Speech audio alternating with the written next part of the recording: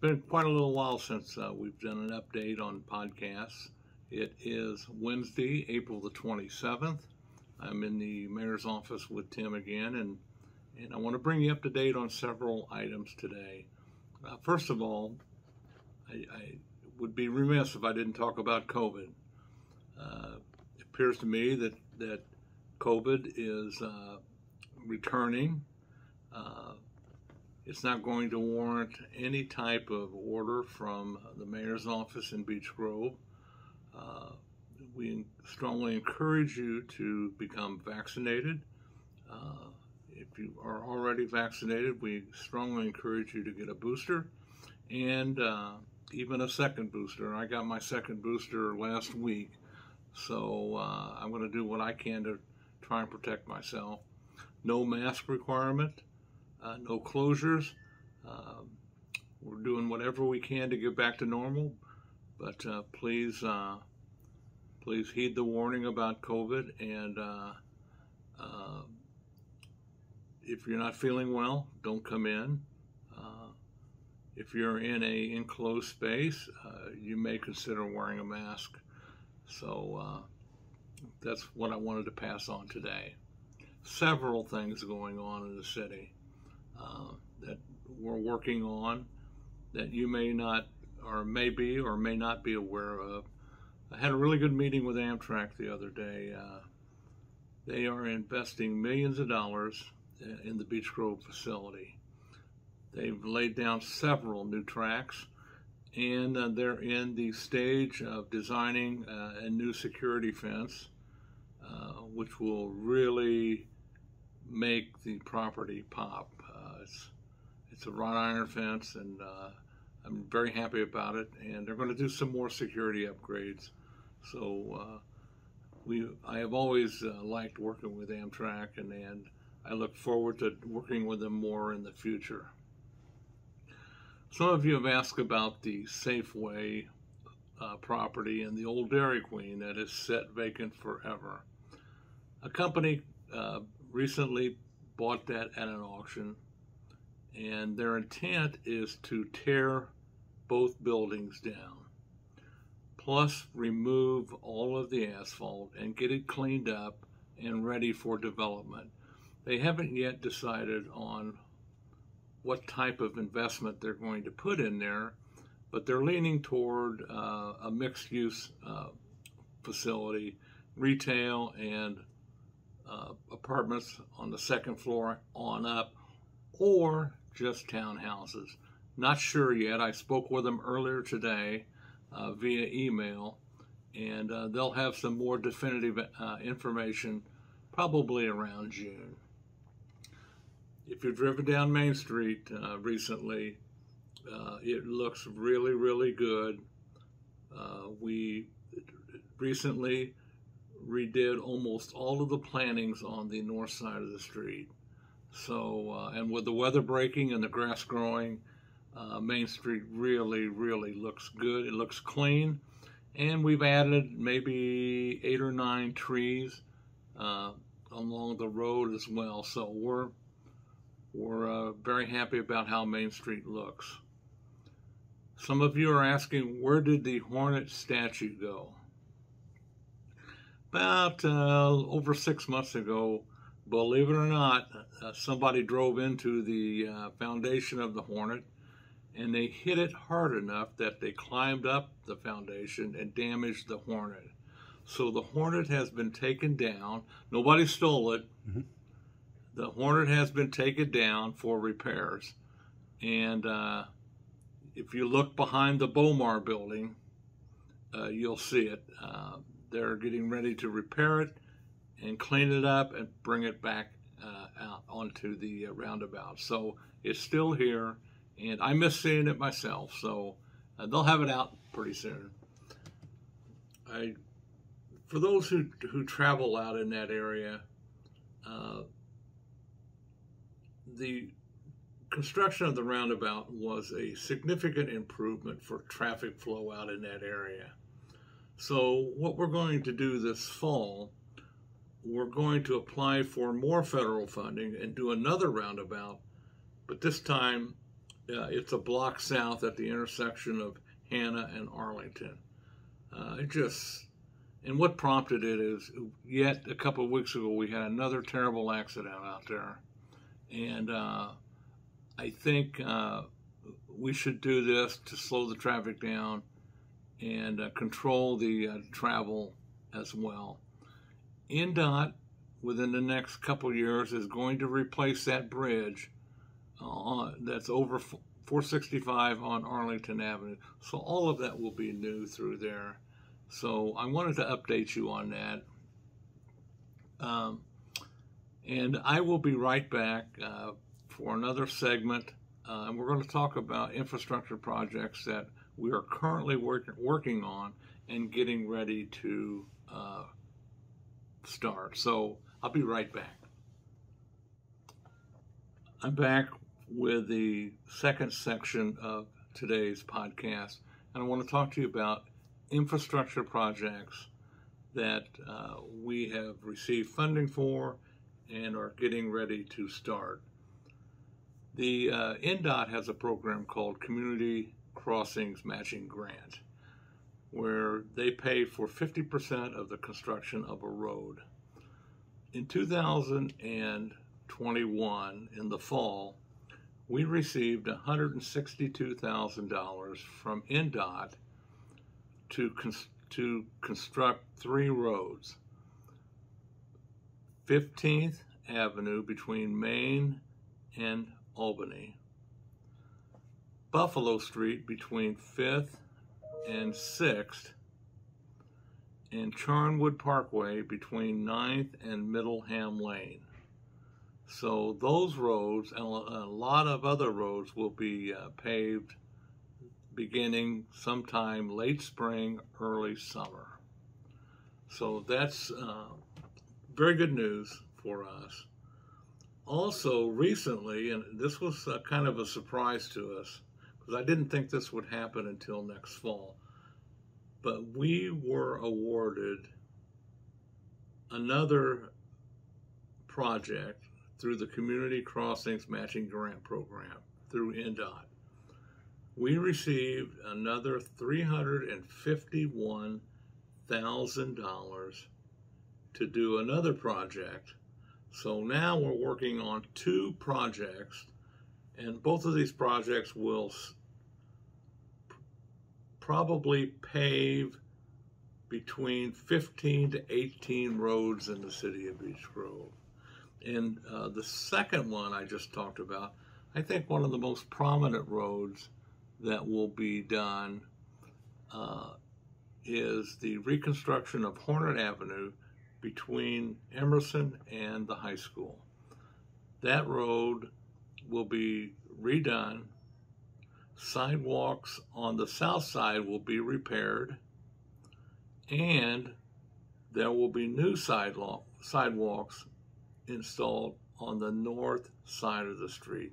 So that is a major, major improvement. And you all know, driving on Hornet Avenue, we're starting to lose that road a little bit. So we couldn't got the funding at a better time. That will take place sometime in the spring of 2023. We recently went through there, and we have updated all of the sewer lines that run under Hornet Avenue. So we're very happy about that, and we look forward to the completion of this project. Over the last year, we have been working on a sewer lining project with funding through OCRA, the Office of Community and Rural Affairs. I'm happy to report that that project is complete, and OCRA has, as of today, has signed off on that project. So I'm going to report to the council next Monday on our findings.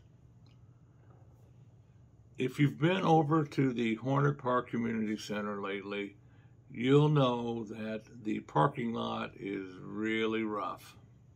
I mean, really rough. We're going to take that parking lot out and completely redo it.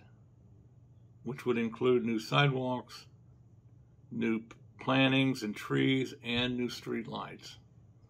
We're going to expand the lot, add more parking, but the main thing is that we are going to correct a severe drainage problem that goes right through that parking lot. We're going to raise the parking lot up a little bit, put a new sub base and base in, and get that parking lot to where it will last several years.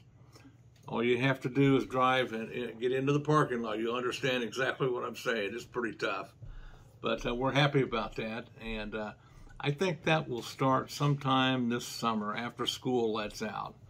We're going to have a meeting on it next week, a pre-construction meeting, and we'll go from there. The new police station is going to be built down at the corner of Emerson and Main on the south side of the street. Had a chance to speak with the project manager Monday, and he's telling me that they will begin sometime in the middle of May or late May. They're going to be doing some utility coordination, and then they're going to get going. So we're very anxious about that, and we appreciate everybody who came to the groundbreaking on April 1st. It was very cold, but it was a very good program. The Franciscan Trail is open. The ribbon cutting was on April the 15th, Good Friday. Great crowd. The weather was better, so it's open now. They're doing some work on the trail. There are some drainage areas they got to fix, and they got to put some fencing up. And then once that's done, and they don't have to go back into the woods to do any more work, those temporary roads are going to be coming out. So I can't wait for that to happen. People that live along there, they have had enough of these temporary roads, and they want them out, and I can't say that I'd blame them. I'd probably have the same demeanor if I lived back there as well. But the Franciscan Trail is open. The response has been tremendous.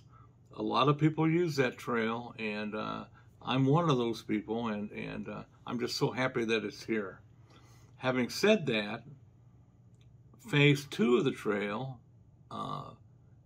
is where the trail leaves off at the Taco Bell. It goes east on Hornet Avenue, goes back through the woods, comes out on Butler Avenue in Adelaide, and goes around to the back of the school, and then comes out on Churchman Avenue. That is phase 2. That's called the Hornet Greenway, and that will be built in 2024. The Indianapolis MPO awarded the City of Beech Grove $1,898,811 to build that trail. What wonderful news we received about 2-3 weeks ago. So we're very happy about that. That project has been fast-tracked, and it will begin sometime in 2024. So what a wonderful asset to our city. And there's very, very few trails that run through a high school campus. So we're pretty fortunate, and I can't wait to see it. And it gets to showcase our high school and the new facilities over there. So we're very excited about that. The Thompson Trail, the sidewalk out on Thompson Avenue, is set to begin at any time. We had a what they call pre-disturbance meeting about 2 weeks ago, and once NDOT has that meeting, then the project should start within 30 days. So we had a couple hiccups on that project, but that project should be underway very soon, and it can't come soon enough. You've seen it, I've seen it, everybody's seen it. People walking on Thompson Road because there's not any sidewalks out there. So we've got to get these people off of Thompson Road. So it's coming very quickly. So and it won't take them long to build the trail. So we're happy about that. The 25th and Churchman intersection. We're going to put a roundabout in there. As a matter of fact, we're going to put a double roundabout in there. And that project is starting to warm up a little bit. And we suspect by the end of 23 that will be under construction. So we're looking forward to that very much. And I'll tell you what, I grew up in that area down there, and I can't count the number of accidents I heard or seen down there at that intersection. So it's much needed, and I'll be glad when it's finished. So I'll be right back to wrap this podcast up. Thank you. I want to leave you with these thoughts on a couple of major projects that have went on over the last year. And the first one I want to talk about is the IFD merger that has been in place since Christmas Day in 2021. That merger is going very well. And there's not a day goes by that we don't see the Indianapolis Fire Department in the City of Beech Grove providing a very good service. As a result of that, we have been able to expand our EMS division. And now, for the most part, we run 2 ambulances every day. Sometimes we don't, but for the most part. And I'm very happy about that, to be able to provide that pre-hospital care to everyone in the City of Beech Grove. So that is going well. On April the 1st, we turned over our maintenance and emergency response concerning sanitary sewers to Citizens Energy Group. They have the people that are able to do it, they have the equipment, and they can provide an immediate response to anything that happens to our sanitary sewer system. And I'm really happy about this because I've already seen them do extensive preventative maintenance on sewer lines. I've seen them do testing on sewer lines, and I've even seen them do responses to backups. So if you live in the City of Beech Grove, or your business is in the City of Beech Grove, and you experience a sewer backup, please call Citizens Energy Group 924-3311. They will respond, and they will bring the necessary equipment with them to eliminate a sewer backup if one exists. Or they'll be able to tell you if it's your lateral that is bad. So in the past, we would have to respond from home. We don't have the equipment, so if it was bad enough, we would have to call a commercial sewer outfit to come out and alleviate the blockage. And that may take over a day. Now with Citizens, this takes hours, so much better, and I'm very happy about it. So I wanted to get that information out to you. Remember, beginning in May, every first Friday of each month, they have the Beech Grove Art Collective has a big display out on Main Street from 3rd to 8th. Please come out and take advantage of it. We offer free shredding, free appliance drop-off, and free medicine disposal 4 times a year. Saturday, May the 14th, is the next event behind City Hall, 9 a.m. to noon. So if you have any papers you want shredded, if you have any appliances or metals you want to get rid of, we won't take tube TVs. Or if you have free medicine or medicine that you want to get disposed of, bring it to City Hall, and we will take it off of your hands and see that it gets properly disposed. The very last thing that I want to talk to you about today is your property taxes. I just paid mine last Monday. In looking at the rundown of the property tax bill, and you have to ask, what exactly are we paying for? There's about 9 or 10 different categories of taxes that you pay throughout Marion County. One is the Marion County tax, the health and hospital tax, the Marion County Public Library tax, Indigo tax, depending on what township you live in, a township tax, local school tax, local city and town tax, and consolidated City of Indianapolis. So in looking at my bill, my bill went up pretty good, like everybody else's. I broke this down to see where exactly all of these tax dollars are going. And I found out, I already knew this, I already knew that the City of Beech Grove, the local city and town, your taxes actually went down.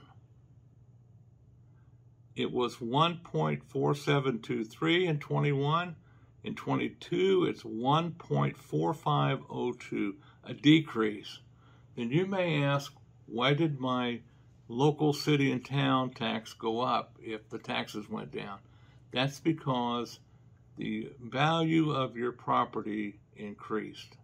And I'm pretty happy about that because you're going to get more out of your investment. Beech Grove City Schools, the tax rate in 2021 was 2.2268. In 2022, 2.5843, a significant increase. My school tax to the Beech Grove City Schools went from $939.92 in 21 to $1,263.20, an increase in $323.28. So you need to understand, folks, where your tax dollars are going and what caused your property taxes to go up. The county tax went up, health and hospital tax went up, the library tax went up, Indigo tax went down. Your depending on the township you live in, I live in Center Township. My taxes in Center Township went down. And the consolidated City of Indianapolis, the tax went up. And obviously Beech Grove City Schools, the tax went up. So I wanted to pass that on to you because I have received countless calls on why our taxes went up. You have to do research, and you have to look at page 2 of the form that you received.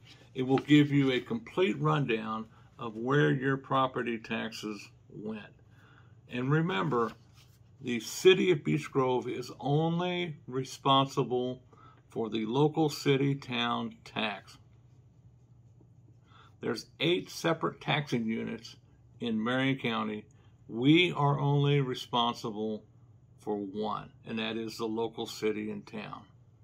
My taxes for the local city and town went up $87.40 per year. That's all right. I'll take that.